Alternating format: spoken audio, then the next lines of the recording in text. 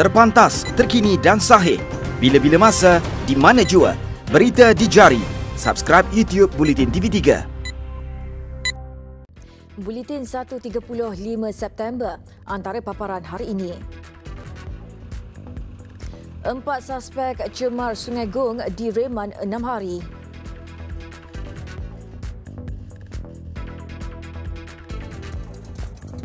Juga 6 bot nelayan tenggelam di Bagan Datuk.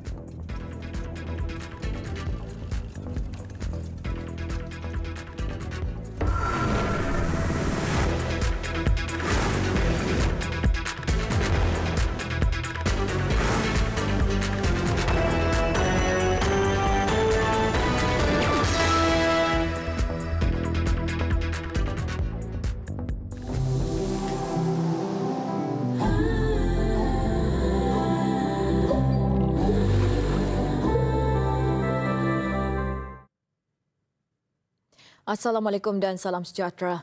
6 bot pukat tunda tenggelam selepas dipukul ombak besar kira-kira 3.7 batu nautika dari muara Sungai Hutan melintang di Bagan Datuk, Perak. Bagaimanapun, 16 nelayan dipercayai warga Myanmar dilaporkan selamat.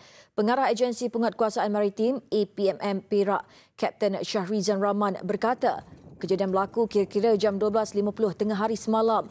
Katanya pasukan polis marin yang tiba di lokasi mendapati 16 nelayan yang berada dalam 6 bot telah diselamatkan bot nelayan yang lain. Detik cemas kejadian turut dirakam saksi kejadian dan tular di media sosial. 6 bot terbabit dikenal pasti dari JT Skincan, Selangor, Bagan Datuk dan Hutan Melintang. Kejadian ombak besar dipercayai akibat fenomena air pasang besar, hujan dan angin kuat hingga menyebabkan semua bot karam. Susulan itu, Jabatan Perikanan Perak mengingatkan nelayan sentiasa lebih berwaspada.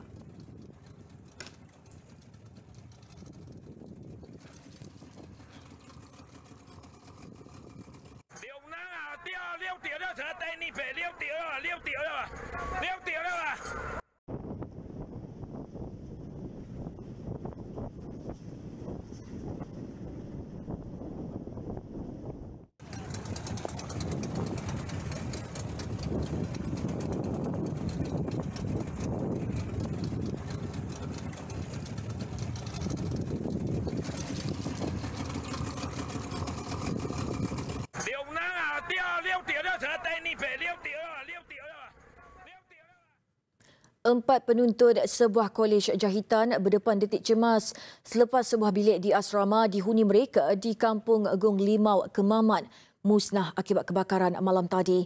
Mereka bernasib baik sempat menyelamatkan diri selepas kebakaran disedari oleh rakan lain yang pulang ke asrama berkenaan. Kejadian kira-kira jam 9.30 malam tadi. Api berpunca dari dalam bilik yang menempatkan fail pentadbiran kolej. Kebakaran tidak disedari 4 mangsa yang berada dalam bilik asrama di bangunan yang sama. Bagaimanapun, 6 penuntut lain yang dalam perjalanan pulang ke asrama berkenaan melihat asap tebal dari bilik berkenaan dan segera bertindak memberi amaran kepada rakannya untuk menyelamatkan diri. Saya ada kat rumah, lepas tu ada student saya baru balik. Dia bagi tahu ke anak saya, api dah naik dekat sebelah sana lah bangunan tu. Lepas tu jadi warden asrama turun, jadi terus report kat anak saya. Lepas tu ke bomber. Lepas tu saya pun sambil-sambil saya tunggu sebab biasa bomber datang sini kan. Lepas tu saya bagi tahu bomber. Sepasukan 20 anggota bersama jentera bomba dan penyelamat cukai dan Kemaman menjalankan operasi pemadaman api. Bangunan ini agak bertuahlah disebabkan tidak jauh jaraknya daripada balai yang terdekat, iaitu Balai Bomba Cukai, dan kita dapat mengawal api daripada merebak dan daripada memusnahkan keseluruhan bangunan. Jadi secara keseluruhan operasi pada malam ini berjaya kerana dapat menyelamatkan bangunan ini daripada terbakar teruslah. Kebakaran dapat dikawal pada jam 9.40 malam sebelum operasi ditamatkan pada jam 11 malam. 4 beradik lelaki yang juga pemilik kilang disyaki terbabit dalam pencemaran bau di kawasan perindustrian Sungai Gung, Rawang, Selangor direman selama 6 hari. Perintah reman bermula hari ini dikeluarkan Hakim Mahkamah Session Nurul Mardian Muhammad Riza ke atas semua suspek yang berusia 50 hingga 60 tahun. Semua suspek dibawa ke Kompleks Mahkamah Selayang pada jam 9.45 pagi tadi. Ketua Polis Selangor, Datuk Nur Azam Jamaluddin berkata, mereka ditahan sekitar jam 11 malam hingga 12.30 tengah malam tadi. Abang sulung mereka ditahan ketika hadir ke Ibu Pejabat Polis IP di Gombak bersama peguam. Manakala 3 yang lain ditahan di kediaman mereka. Siasatan awal mendapati kilang berkenaan diusahakan 4 suspek selepas bapa mereka meninggal dunia. Semuanya dibawa ke Ibu Pejabat Polis Daerah IP di Gombak untuk siasatan lanjut. Pihak polis juga akan mengambil keterangan kira-kira 50 pekerja di kilang terbabit bagi membantu siasatan. Kes disiasat mengikut Seksyen 430 Kanun Keseksaan. Pencemaran itu dipercayai berpunca daripada sebuah kilang menyelenggara jentera di Rawang yang melepaskan bahan pelarut ke dalam Sungai Gung yang mengalir ke Sungai Sembah, iaitu antara sungai utama bagi Sungai Selangor. Ia menyebabkan sebanyak 1,292 kawasan di 7 wilayah di sekitar Lembah Kelang, membabitkan hampir 1.2 juta akaun pengguna mengalami gangguan bekalan air tidak berjadual bermula Khamis lalu. Sementara itu, Air Selangor Sendirian Berhad dalam satu kenyataan berkata akan memaklumkan jadual pemulihan bekalan air mengikut kawasan setelah sistem agihan bekalan air distabilkan terlebih dahulu. Ia selepas Loji Rawatan Air LRA Sungai Selangor Fasa 1, 2, 3 dan Rantau Panjang yang telah mula beroperasi semula secara berperingkat pada jam 10.30 malam tadi. Pun begitu, aktiviti mencuci dan mengepam yang mengambil masa kira-kira 10 jam perlu dilakukan terlebih dahulu sebelum semua loji berkenaan dapat beroperasi sepenuhnya. Kerja mengisi air di kolam imbangan sehingga ke paras 4 meter juga perlu dilakukan sebelum bekalan air dapat diagihkan kepada pengguna. Selain memenuhkan semua tangki utama yang telah kosong, memastikan tekanan air mencukupi dan tiada airlock dalam sistem perpaipan.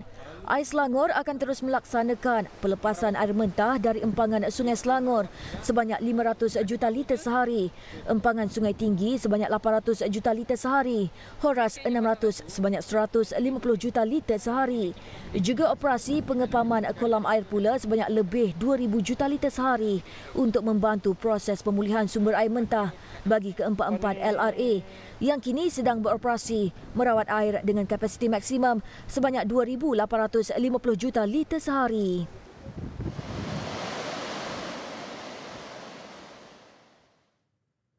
Tinjauan kru kami pula mendapati ramai pengguna yang terjejas masih menanti bekalan air bersih dengan penuh harapan.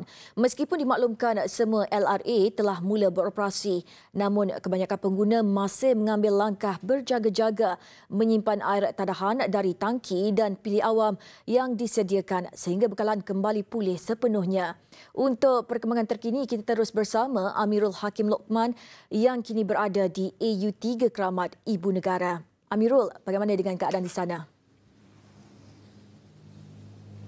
Ya, masihlah seperti anda tahu, air yang dicincang takkan putus. Tapi di Selangor, Kuala Lumpur, airnya putus menyebabkan mereka yang terjejas ini nak mencincang-cincang orang yang tidak bertanggungjawab menyebabkan gangguan bekalan air ini putus. Jadi di AU3 Keramat Kuala Lumpur masih dipilih awam daripada 7.30 pagi tadi melihatkan di mana orang ramai beratur begitu panjang sekali membawa dengan botol bekas air, tong dan sebagainya untuk diisi atau menadah air dipilih awam ini untuk kegunaan aktiviti harian mereka. Lebih-lebih lagi pada hari hujung minggu ni di mana ahli keluarga kebanyakan semua di rumah untuk memasak, aktiviti mereka dikatakan didakwa terjejas sepenuhnya, termasuk dengan pengalaman saya sendiri pergi kedai makan sebenarnya pada tengah hari tadi di mana saya dihidangkan dengan pinggan dan cawan kertas hanya untuk makan, dan kerana itu juga masih lagi pada waktu tengah hari ini orang ramai masih lagi mendapatkan bekalan air untuk kegunaan seharian mereka. Dan sementara itu saya boleh juga nak mengetahui bagaimana pengalaman seorang daripada mereka yang terjejas. Cik Faizul. Okey, baik Cik Faizul, minta maaf ganggu. Terima kasih Cik Faizul. Baik, kerana bersama dengan Buletin 130 TV3, Cik Faizul boleh ceritakan sikit macam mana pengalaman sejak ketiadaan air ni, apa yang dilalui Cik Faizul sendiri pada hari ini? Semenjak daripada hari Khamis lah, saya pun dalam keluarga pun tak diberitahu apa, di penduduk di sini pun tak ada notis yang untuk dihentikan bekalan air. Jadi kita orang, macam saya ni ada isteri apa semua, baru lepas bersalin dan ada baby tengah berpantang. Jadi masalah pada saya, bukan saya saja yang terjejas dan penduduk di sinilah semuanya. Itu yang bermasalah pada saya lah. Macam saya pagi satu shift, tengah hari satu shift dan petang dan malam, tengah malam satu shift untuk saya angkat air lah apa ni semua. Itu bagi masalah saya dan penduduk-penduduk di sekitar Kuala Lumpur dan Selangor ni lah. Itu yang menyebabkan masalah pada kami untuk angkat air 2-3 kali apa untuk jadi macam kegunaan seharian. Biar api tak ada lagi tak apa, janji air tu yang mustahak bagi saya lah dan semualah itu. Terima kasih Cik Faizul. Terima kasih kerana berkongsi pengalaman itu. Satu pengalaman yang agak menyusahkan dengan tiadaan air di sekitar Kuala Lumpur dan Selangor ini. Terima kasih Cik Faizul ya. Baik, jadi dan sementara itu juga ada perkembangan baru yang juga saya ingin kongsikan di mana melalui kenyataan yang dikeluarkan oleh Air Selangor baru saja pada jam 1 tengah hari tadi, di mana pelan pemulihan bekalan air yang dimaklumkan di wilayah Petaling, Klang, Shah Alam, Kuala Selangor, Hulu Selangor dan Gombak, Kuala Langat dan Kuala Lumpur telah pulih secara berperingkat dan bekalan air telah mula disalurkan pada pengguna bermula jam 12.30 hari ini. Dan sebanyak 4 wilayah telah mula menerima bekalan dan pelan pemulihan bekalan air mengikut wilayah. Dan manakala pelan pemulihan bekalan air dan usaha menstabilkan sistem agihan bekalan air sedang giat dilaksanakan untuk mempercepatkan proses pemulihan bekalan air ke kawasan yang masih terjejas. Air Selangor dalam pada itu menyatakan bahawa menjangkakan bekalan air akan pulih sepenuhnya pada jam 6 pagi 9 September. Sekali lagi saya ulangkan, Air Selangor menjangkakan bekalan air pulih sepenuhnya pada jam 6 pagi 9 September. Jadi mungkin ada kawasan-kawasan yang masih terjejas ketiadaan air, terpaksa lagi mereka ataupun penduduk yang berada di kawasan yang itu terpaksa mendadak air di bilik awam, di tangki air ataupun lori tangki air yang hadir ke kawasan perumahan mereka. Saya rasa itu sahaja perkembangan dapat saya kongsikan setakat ini dari AU3 Keramat. Kembali bersama Nur Haza Marsila Hasan. Distributor, silakan. Terima kasih Amirul dengan laporan itu tadi. Kita beralih ke laporan seterusnya.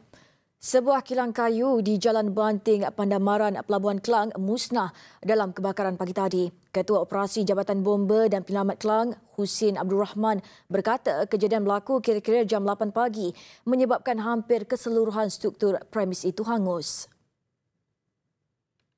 Sebanyak 36 anggota bersama jentera dan lori tangki air dari Balai Bomba dan Penyelamat Pelabuhan Klang, Sungai Pinang, Kota Raja, Seri Andalas, KLIA dan Subang Jaya terlibat bagi kerja pemadaman api. Struktur dan barangan kayu serta pelbagai bahan mudah terbakar menyebabkan api marak dengan cepat. Kilang kayu dia ada thinner, dia ada cat sedikit kan digunakan. Jadi mungkin boleh berlakunya letupan, tapi pada awalnya kita dah dapat mengawal, kita dapat buat cooling pada tong-tong yang terlibat dan kita juga dah berjaya membawa keluar dengan dibantu oleh kerja, bawa keluar bahan-bahan yang bahaya tersebut. Tindakan pantas anggota bomba dapat mengawal kebakaran pada jam 8.30 pagi. Pihak bomba tidak mengalami masalah sumber air untuk memadamkan api dengan menggunakan sumber air Sungai Pandamaran berhampiran lokasi kejadian selain bekalan air dari lori tangki bomba.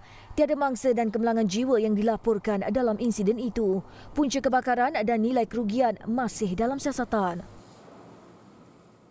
Besar impaknya. Selepas hasilnya, pantas menampilkan prosiding ini secara dalam keuangan maya. Berita di jari. Subscribe YouTube Bulletin TV3. Kembali dengan laporan antarabangsa. Sekurang-kurangnya 37 orang jemaah cedera dalam satu letupan di sebuah masjid di pinggir Dhaka, Bangladesh. Menurut pihak berkuasa tempatan, letupan berlaku sewaktu jemaah sedang menunaikan solat Isyak di Masjid Jami' Baitul Salat, Narayangganj. Kesemua jemaah dikejarkan ke hospital dan dilaporkan kritikal akibat melecur teruk. Dalam pada itu, media tempatan memaklumkan siasatan awal mendapati letupan bermula dari sistem saluran paip gas di masjid berkenaan. Letupan paip gas terbabit kemudiannya disusuli pula oleh letupan daripada sekurang-kurangnya 6 penghawa dingin. Bagaimanapun, punca sebenar yang mengakibatkan insiden berkenaan masih disiasat.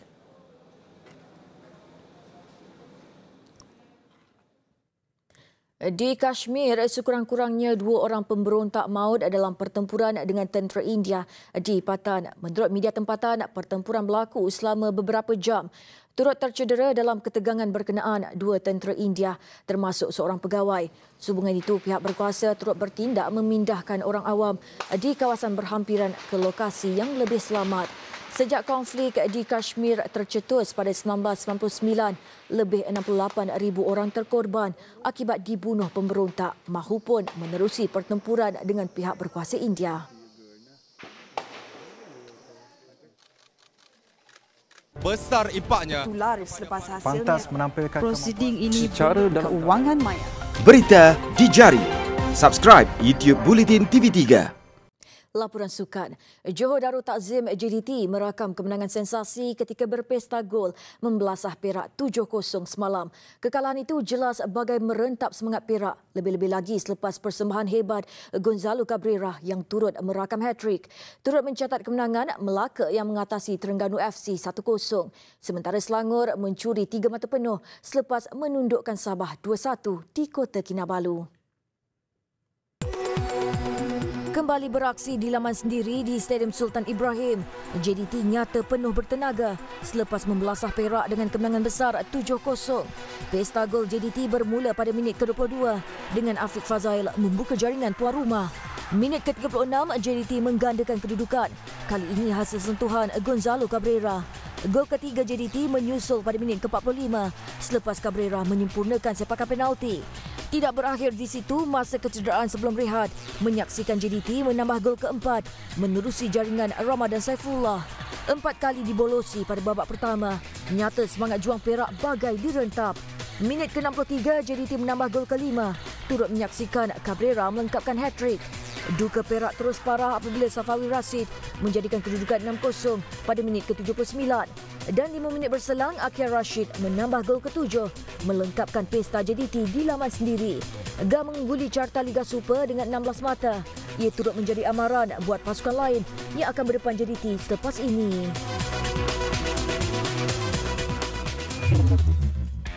Sementara itu di Stadium Hang Jebat, Terengganu FC gagal untuk meneruskan momentum kemenangan selepas tewas 1-0 di tangan Melaka. Bagaimanapun, aksi babak pertama berlangsung seimbang, berakhir dengan keputusan seri tanpa jaringan. Bersambung selepas rehat, kedua-dua pasukan terus buntu untuk mencipta gol. Sehinggalah pada minit ke-60, Melaka berjaya memecah kebuntuan. Lorongan Sonny Nordi membuka ruang buat Uche Akbar menjaringkan gol penting buat Melaka. Tiada lagi tambahan jaringan sepanjang 30 minit berikutnya. Dan Melaka ceria mengutip 3 mata, turut melonjakkan kedudukan Melaka ke tangga ketiga Liga. Di Stadium Likas, Selangor berjaya mempamerkan kebangkitan sebelum mengatasi Sabah menerusi kemenangan 2-1. 0-0 tamat separuh masa pertama. Selangor cuba untuk menggasak kubu Sabah sebaik babak kedua bersambung menerusi beberapa percubaan berbahaya.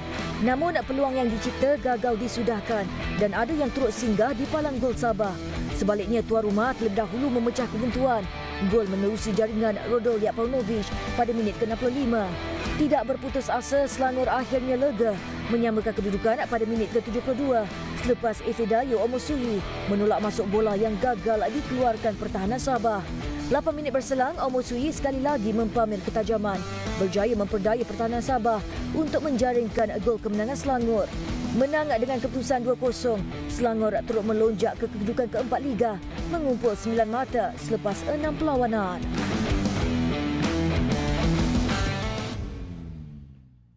Beralih ke saingan Liga Premier, Pulau Pinang kekal menghuni kedudukan teratas Liga selepas mencatat kemenangan 2-0 ke atas Negeri Sembilan semalam. Bagaimanapun, kedudukan Pulau Pinang terus dicabar hebat Kuala Lumpur yang turut merakam kemenangan ke atas Kelantan United dengan kedua-dua pasukan kini mengumpul 14 mata. Pertemuan Sarawak United dan UKM pula berakhir dengan keputusan seri 1-1. Aksi di Stadium Sultan Muhammad keempat, Kuala Lumpur terpaksa menunggu sehingga babak kedua sebelum mencatat kemenangan 2-0 ke atas Kelantan United.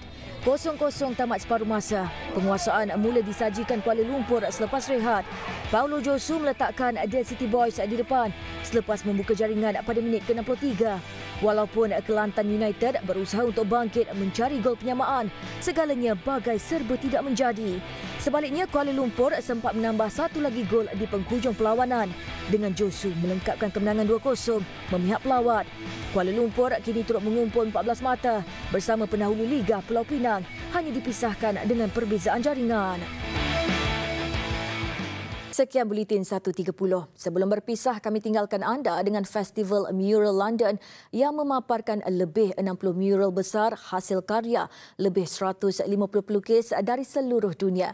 Jangan lupa saksikan segmen BU Extra selepas itu. Saya Marslah Hassan. Salam hormat dan Assalamualaikum.